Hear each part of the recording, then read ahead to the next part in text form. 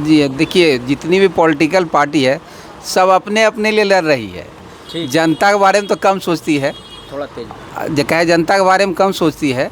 और हम लोग जैसे वकील समाज से हैं, बुद्धिजीवी लोग हैं, लेकिन यहाँ से उतना लोग का अप्रोच नहीं है, जबकि यहीं से बदलाव की स्थिति पैदा होती है।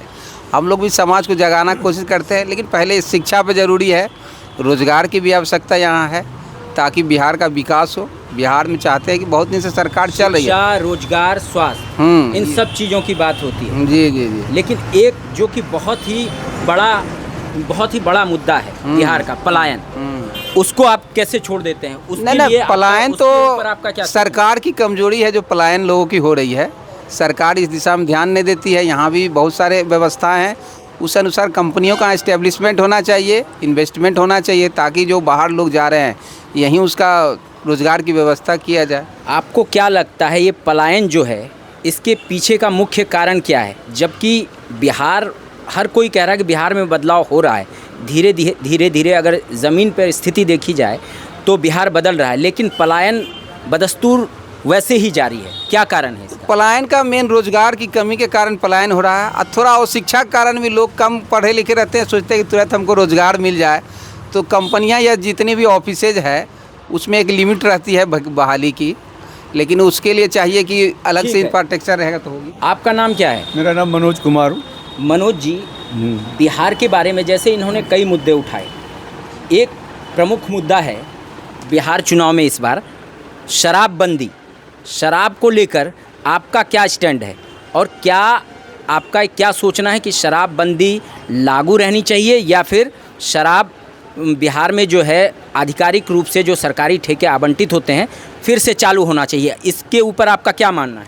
देखिए, मेरा अपना सोच है जी कि शराबबंदी जो किया गया है इससे जनता को फ़ायदा निश्चित रूप से है, लेकिन कुछ इसमें कमियां हैं, कार्य करने की तरीका में कुछ कमी है, जिसके कारण शराब बिहार में मिल रही है और लोग इससे जो है यह व्यवसाय करके बहुत पैसा कमा रहे हैं। मतलब आप शराबबंदी के समर्थन में हैं, लेकिन आपका ये कहना है वो ठीक से लागू हो। हाँ। उस पे जो है प्रशासन को काम करने की ज़रूरत है, सरकार को काम करने की ज़रूरत है, ताकि शराबबंदी सुचारू रूप से लागू हो सके। शराबबंदी सरकार के दोषपूर्ण नीति के कारण शराबबंदी पूर्ण रूप से बंदी नहीं है। जो हवलदार है, जो सिपाही है, वही इसमें इन्वॉल्व है। इसके कारण जो है शराबबंदी सरकार के अधिसूचना के आधार पर शराबबंदी है, लेकिन सरकार के जो मशीनरी है वही शराब बेचवाते। मतलब प्रशासन की कमी के चलते जो है बिहार में शराबबंदी के बावजूद शराब धड़ल्ले से बेचा जा रहा है। निश्चित आपका ये कहना है? प्रशासन की कमजोरी के कारण बिहार में शराब जो है धड़ल्ले से बिक रहा है, और प्रशासन के लोग पैसा कमा रहे हैं और उससे कमीशन लेते हैं। बाहर से दूसरे राज्य का शराब यहाँ आके बिकता है। जो बेचने वाला है, जो बिचौलिया है, जो लाने वाला है, वो मकान खरीद रहा है, ज़मीन खरीद रहा है, पैसा वाला हो रहा है, और प्रशासन का इसमें सहयोग है। कुछ ऐसे लोग भी हैं, ऐसे पदाधिकारी भी लोग हैं जो इसमें सहयोग प्रदान मतलब इसमें जनता का नुकसान है और सरकार का भी नुकसान है, क्योंकि शराबबंदी के कारण राजस्व का घाटा हो रहा है सरकार को। निश्चित। और जनता को जो लाभ मिलना चाहिए, महिलाओं को मुद्दा बनाकर जो जिस शराबबंदी को लागू किया गया वो फ़ायदा नहीं हो रहा है। आपका कहना ये है? अगर सही मायने में शराबबंदी किया जाए, रेवेन्यू का जो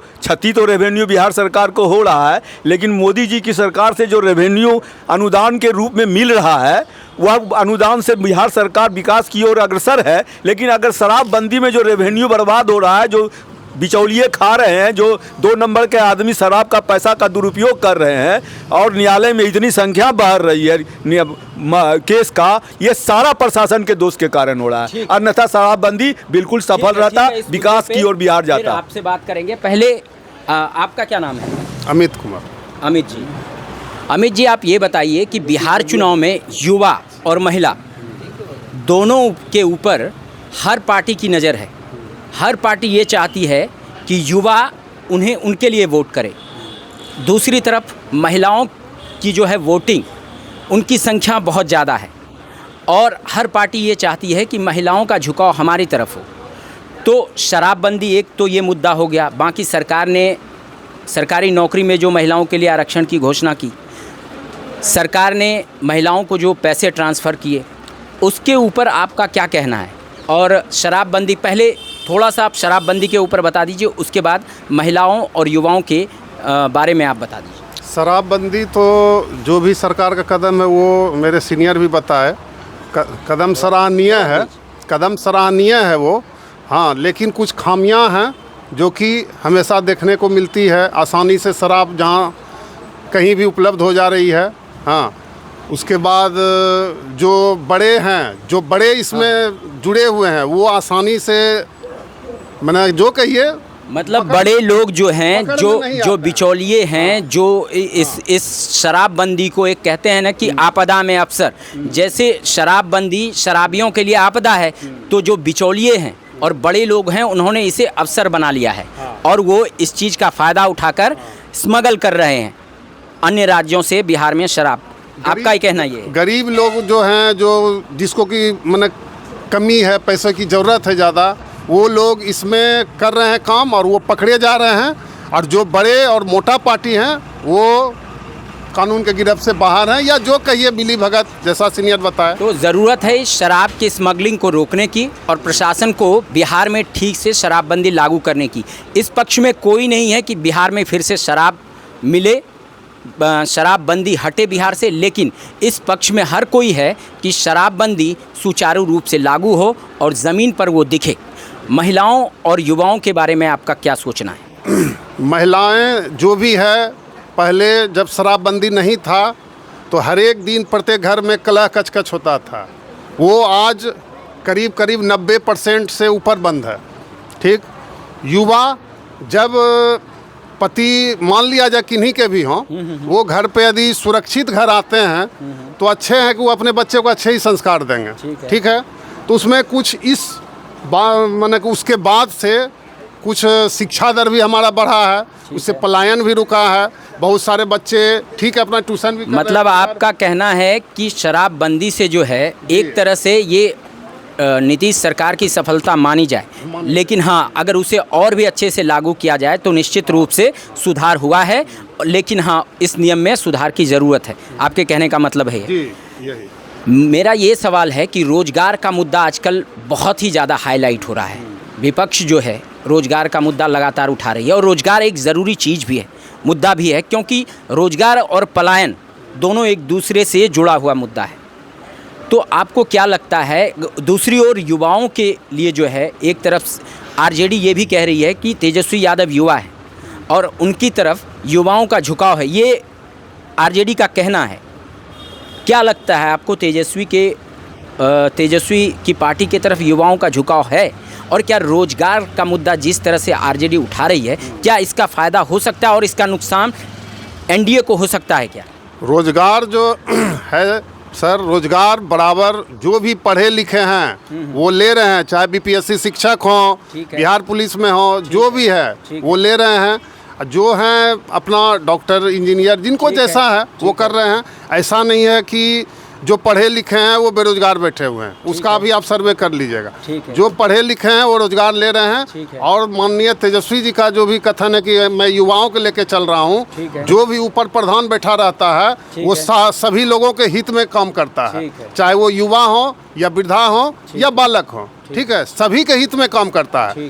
कहा कि एक बालक जो है वो उनका वोटर नहीं होता है, लेकिन उनके हित में भी सोचना पड़ता है। आपके कहने का मतलब है कि रोजगार एक मुद्दा है, लेकिन जो एलिजिबल लोग हैं उन्हें रोजगार मुहैया कराया जा रहा है और उनको काम मिल रहा है। ये जो है विपक्ष का एक मुद्दा है जिसके माध्यम से वो सत्ता में आना चाहती है। लेकिन कहीं ना कहीं देखिए, आप अगर समाचार देखेंगे तो कहीं ना कहीं पटना की सड़कों पर आप आए दिन देखेंगे आंदोलन हो रहा है। बीपीएससी के छात्र, पुलिस भर्ती के छात्र उतर रहे हैं। तो कहीं ना कहीं क्या लगता है आपको, ये विपक्ष ये सब करवा रही है, ये छात्र खुद इसके लिए उतर रहे हैं सड़क? वो लोग का कहना है कि हमको मैंने राज्यकर्मी का दर्जा दिया जाए। अब दर्जा दे दिए तो उनके ऐसा पैसा दिया जाए। ठीक है, तो सरकार भी अपने खजाने के हिसाब से चलेगी। ठीक है, मैं आपको रोजगार दे दिया, जैसे दिया वो पुरानी बात है। ठीक है, कम से शुरू किया, अभी जो भी देर, तो वो सब जो रोड पे उतर रहे हैं, अब किसी के उकसावे मारे हैं, जो भी आ रहे हैं, उनका कहना है कि हमको उनके समकक्ष वेतन दिया जाए, समान कार्य समान वेतन। ठीक है। सर, आपका क्या नाम है? विकास जी।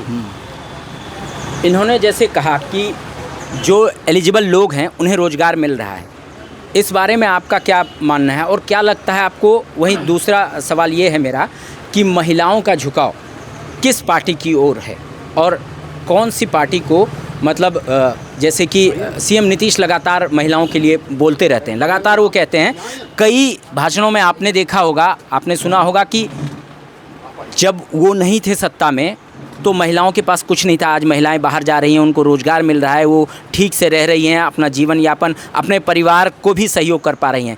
तो महिलाओं के बारे में आपका क्या कहना है? और जो सीएम नीतीश कुमार दावा करते हैं, उनके इस दावे के बारे में आपका क्या कहना है? पहले हम रोज़गार के बारे में कहना चाहें। बिल्कुल बिल्कुल, थोड़ा तेज बोलिए। रोज़गार जी, रोज़गार से संबंधित है। बहुत सारे ऐसे युवा हैं जो सरकारी नौकरी को ही रोज़गार समझते हैं। बिल्कुल बिल्कुल, ऐसा नहीं होना चाहिए। रोज़गार का मतलब है कि आप खुद की दुकानदारी कर सकते हैं। आपको ऐसा ऑप्शन भी मिल रहा है, प्रधानमंत्री, मुख्यमंत्री आपको सहायता भी प्रदान कर रहे हैं।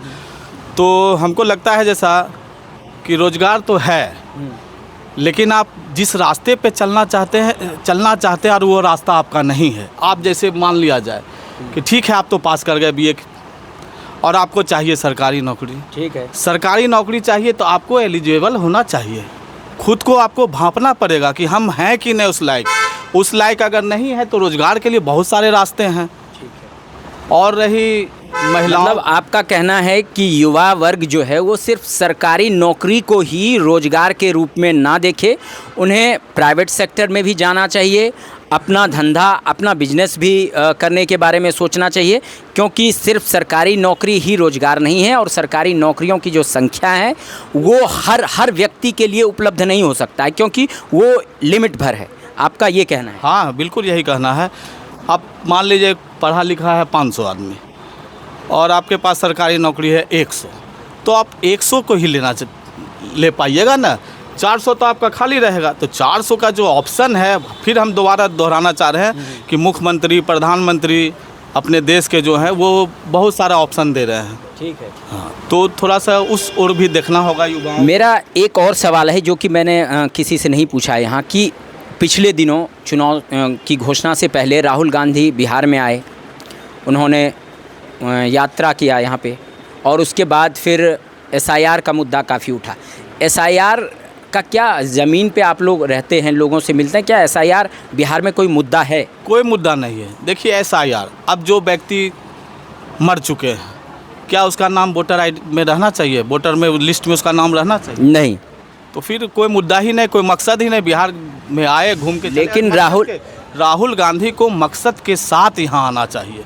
कोई मकसद नहीं, सिर्फ SIR आपका नाम कट जाएगा, वो हो जाएगा, उससे नहीं होता। मतलब आपके कहने का मतलब है कि राहुल गांधी लोगों को भ्रमित कर रहे हैं, वोटर्स को भ्रमित कर रहे हैं। लेकिन SIR के बाद वो कई ऐसे लोगों को लेकर आए जो कि जीवित हैं और उनका नाम नहीं है लिस्ट में, ठीक है, तो उसके ऊपर आप क्या कहेंगे? देखिए, जो जीवित हैं, जिनका नाम नहीं है, अब 2 जगह उनका लिस्ट में नाम हो, तो एक जगह से तो अब हटेगा ही नाम, स्वाभाविक है। तो इसमें हम कुछ कहना नहीं चाहते हैं, ये भ्रमित है। हाँ, और चुनाव आयोग है, चुनाव आयोग को सुप्रीम कोर्ट भी कह दिया गया है कि आप चुनाव आयोग जाइए, इसमें हम कोई दखल अंदाजी नहीं करेंगे। अच्छा, चुनाव आयोग ने स्पष्ट दिशा निर्देश दे दिया है रिटर्निंग ऑफिसर के हर जिला के जिला पदाधिकारी को और SDO को दे दिया है कि चुनाव के पहले 1 सप्ताह पहले तक जो व्यक्ति छूटे हुए हैं वो अपना नाम जुड़वा सकते हैं। तो SIR कोई मुद्दा ही नहीं है, सिर्फ राजनीतिक स्टंट है, लोगों को दिग्भ्रमित करने का एक वोट है। वोट में चुनाव आयोग की बात कही, तो चुनाव आयोग को तो चुनाव आयोग पर तो वो वोट चोरी तक का आरोप लगा चुके हैं कि चुनाव आयोग के माध्यम से जो है सरकार वोट चोरी कर रही है। इसके बारे में क्या कहेंगे? चुनाव आयोग कोई वोट नहीं चोरी करती। चुनाव आयोग इंडिपेंडेंट संस्था है और वह सरकार के दिशा निर्देश पर नहीं चलता है। ये सब राजनीतिक स्टंट है, लोगों को दिग्भ्रमित करने का ये काम है और लोगों को सच बताने से मुकरने का काम है। राहुल गांधी संविधान लेकर चलते हैं, कहता है कि भारत का संविधान खतरे में है। किस आर्टिकल में, कहाँ, कौन सा व्यवस्था भी? लेकिन राहुल गांधी इतने दिनों तक बिहार में रहे, मेहनत तो कर रहे हैं, ज़मीन पे घूम रहे हैं, लोगों का जो है, लोगों की बात उठा तो रहे हैं। उनका ये कहना है कि सरकार जो है दबे कुचले जो लोग हैं, जो गरीब लोग हैं, उन्हें सता रही है।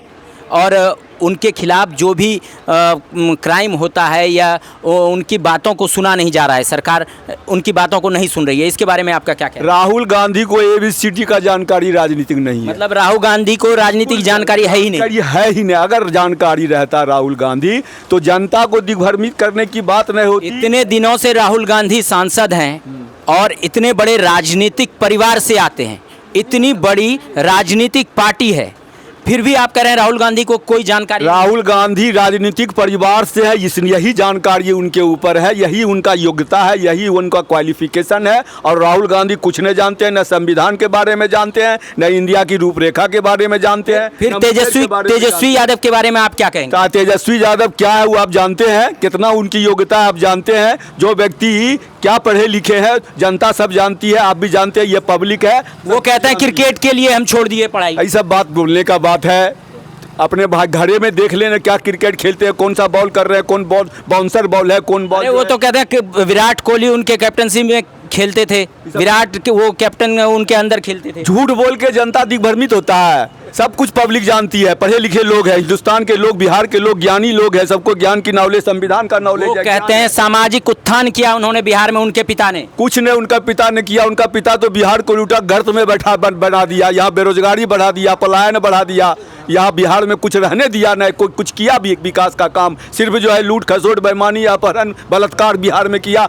बहू बेटी रात में चल नहीं सकती थी, आज चलती है। ये सुशासन की सरकार का ये देन है। ये जो आरोप लगा रहे हैं आरजेडी पर, लालू यादव पर, तेजस्वी यादव की पार्टी पर, मेरा ये कहना है कि अगर ऐसा वो करते तो आरजेडी भले ही सत्ता में नहीं है, लेकिन सीटों की संख्या किसी से कम नहीं है उनकी। देखेंगे सिंगल लार्जेस्ट पार्टी है वो बिहार में, तो जनता उनको क्यों पसंद करती? देखिए, जहाँ तक बात ये है कि तेजस्वी यादव या चाहे लालू यादव के बारे में जो बोले, तो जब तेजस्वी जी के पिताजी थे तो यह बात सही है कि बिहार में जो है इलेक्ट्रिसिटी नहीं रहता था, सड़कों की स्थिति बहुत दयनीय थी, और हॉस्पिटल का जहाँ तक बात है, लेकिन उस वक्त तो देश का भी बुरा हाल था ना। देखेंगे ना उस वक्त सरकार के पास पैसे भी तो नहीं थे। जी ना, ऐसी बात नहीं है। जब आरजेडी की शासन बिहार में थी तो उसी समय हमको एक बार जाने का, छत्तीसगढ़ जाने का मौका लगा। नया राज्य छत्तीसगढ़ बना था और बहुत पिछड़ा राज्य था, लेकिन हम वहाँ पे कहीं दुर्ग में हम रहे। वहाँ पे 24 घंटा बिजली सप्लाई थी। लोगों का घर अच्छा नहीं था, खपड़े के मकान थे, फूस की मकान थी, लेकिन वहाँ पर 24 घंटा जो है गाँव। मतलब आप बिहार की बदहाली के लिए लालू प्रसाद यादव को जिम्मेदार ठहराते हैं? लालू प्रसाद आप देखिए, बात ये है क्या कि जब लालू प्रसाद यादव और कांग्रेस दोनों जिम्मेदार है। 50 साल तक कांग्रेस ने सत्ता पर आसीन रहा, उसके बाद लालू जी 20 साल तक रहे। 50 साल कांग्रेस रहे, 20 साल लालू जी रहे। विकास क्यों नहीं हुआ बिहार का? क्यों नहीं विकास? वो कह रहे हैं कि बिहार के जब वो मुख्यमंत्री बने थे उस वक्त बिहार में कुछ था ही नहीं। लालू जी ने जो है पिछड़ों का जिस तरह से सामाजिक उत्थान किया, पहले पिछड़ों को बैठने उठने की इजाज़त नहीं थी, पानी पीने की इजाज़त नहीं थी, ये सब मुद्दा उठा रहे हैं वो। नहीं। लालू जी कोई पिछड़ों का उत्थान नहीं किए। मुंगेर में एक मुसहरी है, अपना बेटा को पहले मुसहरी की एक लड़की से शादी कर दे, तब पूछे जात पात की बात, तब पिछड़ों की बात लालू जी करे। अपना बेटा का शादी, किसी बेटा की शादी किसी से करना, शादी ब्याह तो पर्सनल चीज हो गया ना। कैसे इसको कैसे आप राजनीतिक पैमाने पे तौल सकते हैं? उत्थान की बात श्रीमान आपके द्वारा किया जा रहा है। कहते हैं पिछड़ों का आवाज, पिछड़ों का उत्थान किए। क्या किया पिछड़ों का उत्थान? अपने घर में किसी परिवार के लोगों का ऐसा उत्थान किए? कोई गरीब के बेटा को पढ़ाए लिखाए? जिस तरह से कह रहे हैं कि बिहार में कुछ नहीं हुआ, उस तरह से फिर तो उनको सीट नहीं जीतना चाहिए ना। मतलब जनता का समर्थन है उनको। जनता का समर्थन उन्हीं का है जो अपराधी है, जो जात पात करता है, जो है गलत तरह से पैसा कमाता है, उन्हीं का उनका समर्थन है। मतलब कि बाहुबल से मतलब कुछ नहीं है, मास में लालू जी का कुछ नहीं है। आपके कहने का मतलब है बाहुबल के सपोर्ट से, बल से, परपंच से। लेकिन चुनाव आयोग जब सशक्त होता है, लेकिन आरजेडी और कांग्रेस कह रही है कि अगड़े जो हैं सिर्फ उसकी नाराजगी है हमसे। अगड़े लोग जो हैं, जात पात की राजनीति लालू जी के परिवार की देन है। और जब हिंदुस्तान में जात की राजनीति होगी तो विकास की बात नहीं। लेकिन कहा यह जाता है कि बिहार में, बैठिए ना, कहा यह जाता है कि बिहार में जो है अगर जात नहीं तो राजनीति नहीं। ऐसा कोई बात नहीं है बताइए। बिहार में, ऐसा कोई अगर बात नहीं है। ऐसा है कि अगर जाति पर ही राजनीति करनी है तो और करनी नहीं है, कहा जाता है कि बिहार में जाति के बिना राजनीति हो ही नहीं सकती। ये आप बताइए कि जाति ठीक है, जाति अपने जगह पर है, हर जगह है, हिंदुस्तान के हर एक कोना में है जाति। लेकिन ये बात बताइए कि किसी पर्टिकुलर जात का, किसी विशिष्ट जात का लालू जी प्रतिनिधित्व करते हैं और कहते भी हैं कि हम MY है। तो ये बताइए कि जब लालू जी को जेल जाना पड़ा तो नैतिकता के आधार पर जब वो त्यागपत्र दे दिए तो क्या उनके जात में और कोई व्यक्ति नहीं था जो कि मुख्यमंत्री का पद को सुशोभित करता? गद्दी हथिया लेता कोई और। बस तो इसका मतलब है कि वह जाति के लिए नहीं जीते हैं, वह जो है सिर्फ अपने परिवार के लिए और परिवारवाद को आगे बढ़ा। परिवारवाद का भी मुद्दा आ गया। परिवारवाद जो है RJD, कांग्रेस, इनके ऊपर खूब आरोप लगता है, लेकिन परिवारवाद क्या आपको लगता है कि बीजेपी में नहीं है? JDU में अब तक CM नीतीश कुमार के पुत्र राजनीति से बाहर हैं, लेकिन लगातार उनकी पार्टी की तरफ से उनके नेता ये मांग कर रहे हैं कि निशांत कुमार को चुनाव लड़वाया जाए और वो बिहार के भविष्य हैं। कई जगह ये पोस्टर भी लग चुका है। इसके बारे में आपका क्या कहना है? देखिए, परिवारवाद कांग्रेस में है, राजद में है, भैया कॉम्पिटेंस लेकिन एक दल में कमी है। लेकिन जो बनेगा जदयू राहुल गांधी, जो बनेगा सोनिया गांधी, जो जदयू के मुख्यमंत्री नीतीश जी हैं, जो बनेगा उनका बेटा कहाँ उनके साथ है? गरीब घर में दुनिया वो अलग का काम कर रहा है। बेरोजगार बैठा हुआ है, उसको लेकिन आप राजद से उठा के देख लीजिए, आप ही के और कौन जो है, तेज प्रताप यादव, वो अलग पार्टी बनाया है, उसको नहीं, वो तो अधिकार है ना, बना सकते हैं लोकतंत्र में पार्टी एक बनाने मिनट, हाँ बना सकते हैं। लेकिन आप देखिए, आप यहाँ से शुरू करिए, आप नेहरू जी से, आप राहुल आज जी के आके पास ख़त्म होता है। वर्चस्व तो उनका पार्टी में रहा, जो बोले वही चला। मनमोहन जी मुख्य प्रधानमंत्री हुए, लेकिन उनकी बात सुनने कौन बैठा था? संसद में फाड़ा जा रहा है, चिट्ठा फाड़ा जा रहा है, आपको सोनिया गांधी के इशारों से देश चला। उनके मतलब आपके कहने का मतलब है कि कांग्रेस का परिवारवाद और बीजेपी का परिवारवाद उसमें अलग है, उसमें सिर्फ एक परिवार का परमानेंट कब्जा है।